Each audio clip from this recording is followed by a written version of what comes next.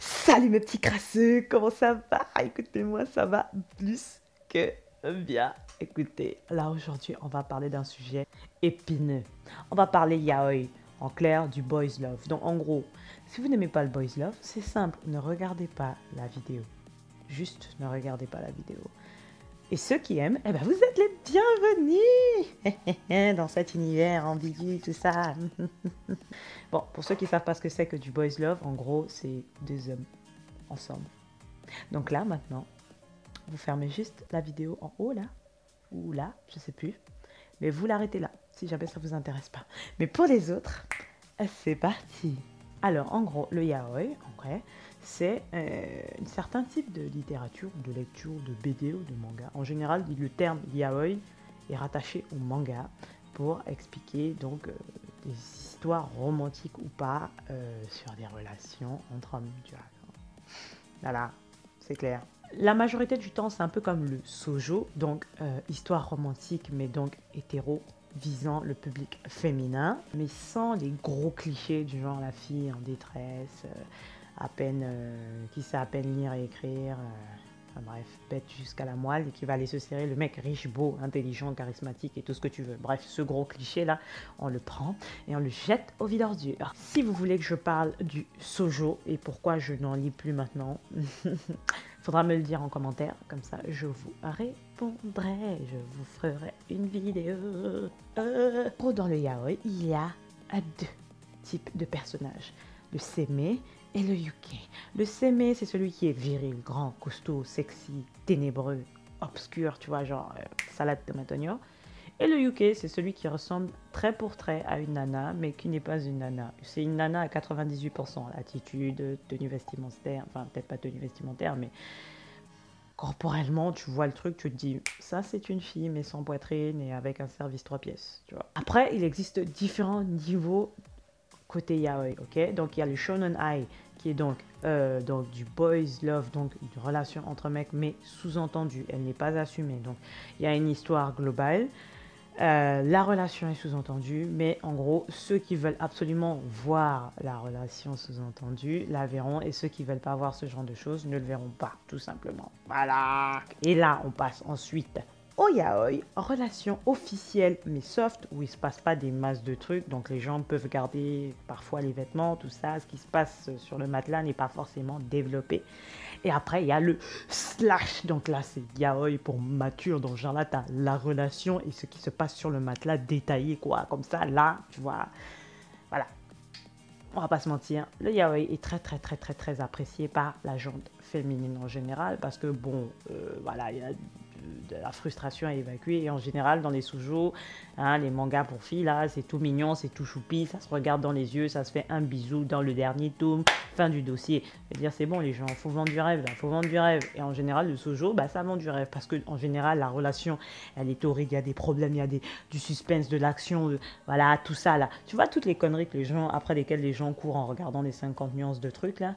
Voilà, genre pseudo-espionnage, ambiguïté, histoire point d'interrogation, bon, même si c'est super mal fait, hein, je suis désolé. Bref, voilà, de base, les gens couraient après ça, genre un pseudo-suspense, en mode est-ce que là, et à côté, des petites scènes torrides. Voilà, une histoire avec des scènes torrides. Bon, après, ça se discute. Est-ce que c'est bien fait ou pas? On s'en fout.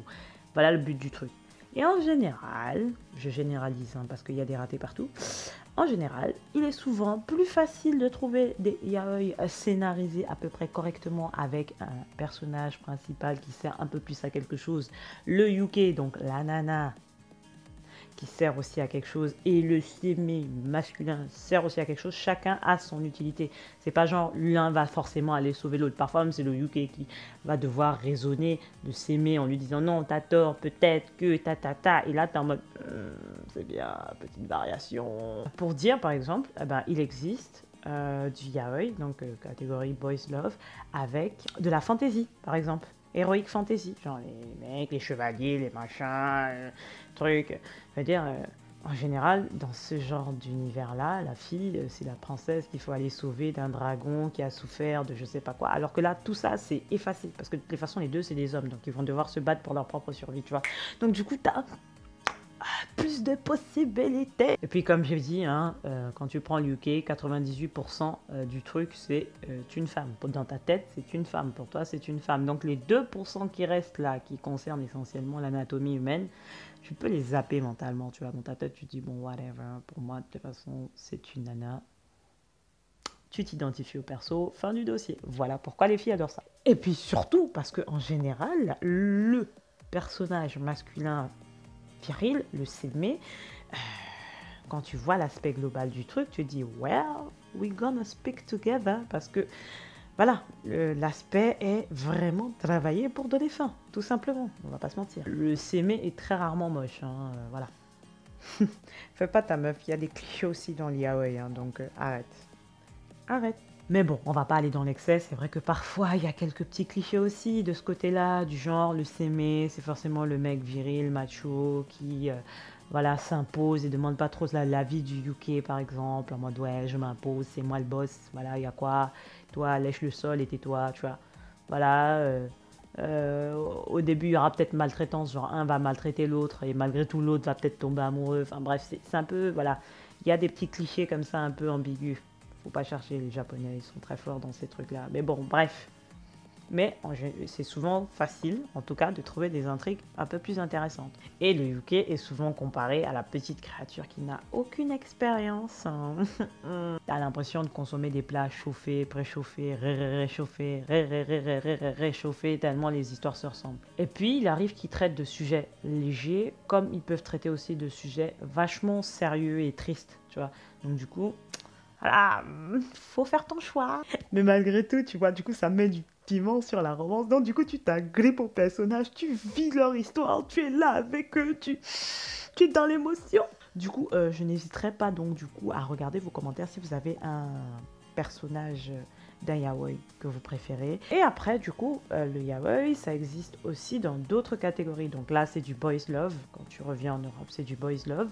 Et ça existe notamment dans les fanfictions concernant des grandes sagas comme, je sais pas moi, Harry Potter avec Draco Malfoy et Harry Potter, comme Sherlock, la série anglaise de 3 épisodes par saison, là, entre Sherlock et Watson, ou dans Naruto par exemple, Sasuke et Naruto. Là, on va pas s'inventer une vie, tout le monde sait très bien qu'il y avait un peu trop de sous-entendus pour que ce soit soft. Ou encore Teen Wolf, par exemple, Derek et Styles, voilà, c'est des ships qui, quand tu vas sur, par exemple, le site fanfiction.net, c'est un site sur lequel les fans s'amusent à écrire des histoires reliées à une série qu'ils aiment. Crois-moi que les ships que je viens de te donner là, par exemple, c'est les ships qui ont le plus d'histoire, par exemple, en fonction des types de bouquins, tu vois. C'est les ships qui ont le plus d'histoire, quand même. Toutes langues confondues, hein, je parle, parce que c'est un site international, donc c'est en anglais, français, allemand, espagnol, tout ce que tu veux.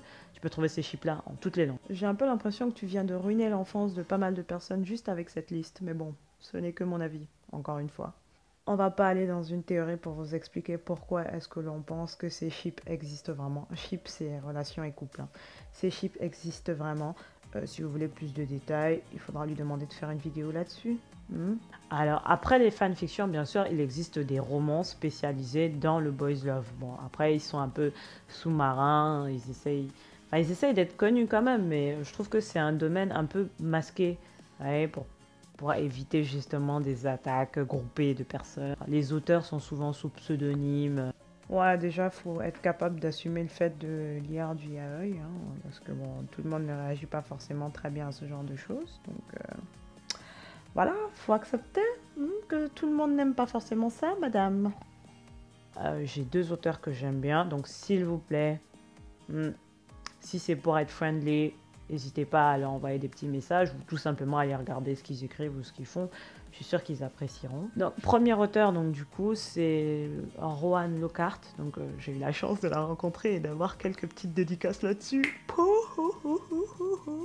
Voilà, sur quelques-uns de ses bouquins. Je trouve que son univers est vraiment assez riche et super intéressant dans le sens où, ok, il y a des couples qui se forment et qui se déforment, ça s'envoie en l'air de temps en temps, mais c'est pas ça l'histoire. Il y a une histoire derrière, les tomes se suivent, il se passe des trucs, tu découvres des personnages, il y a des trahisons, des pleurs, des découvertes, des machins, bref. C'est voilà, en tout cas, elle écrit. Et puis j'aime bien la façon dont elle écrit. Sa façon de décrire l'univers fait que tu fermes les yeux, tu vois ce qui se passe. En gros, tu es dedans. Voilà, donc ça c'est un des trucs que j'ai vraiment beaucoup aimé. Elle est sur Twitter, donc vous pourrez facilement la trouver, je pense.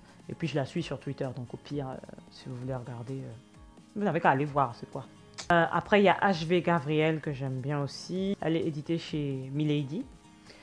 Ses bouquins sont vraiment pas mal aussi, l'univers est sympathique. Bon, moi perso, je préfère son tome 1 parce que bon, il est juste génial, juste magnifique. J'aime vraiment beaucoup la façon dont elle écrit et l'univers qu'elle a créé autour et tout. C'est beaucoup de créatures fantastiques, donc loup-garou, tout ça. Mais c'est vraiment raconté de façon... Voilà, il y a de la romance. Mais c'est pas la première chose que tu trouves dès le début du tome, quoi. C'est la galère, souffrance, agonie. Tu sais pas s'il va survivre ou pas. T'es là, tu t'agrippes au bouquin à 3h du matin. Bref. Voilà. Et je me rappelle plus du nom de l'auteur, mais le titre c'était Prince captif en français, il me semble. Et ce bouquin-là est magnifique. Je l'ai prêté, donc du coup je me rappelle plus du nom de l'auteur. Je suis désolée. Je vous le mettrai en commentaire. Donc voilà, donc si jamais ça vous intéresse, n'hésitez pas à aller voir et vous me donnerez vos avis. Donc voilà. En tout cas mes petits crasseux, j'espère que cette vidéo vous aura plu. Voilà, je crois que j'ai tout dit. En tout cas, on est ensemble par le lien capillaire. Je vous fais des bisous sur le front. On est ensemble.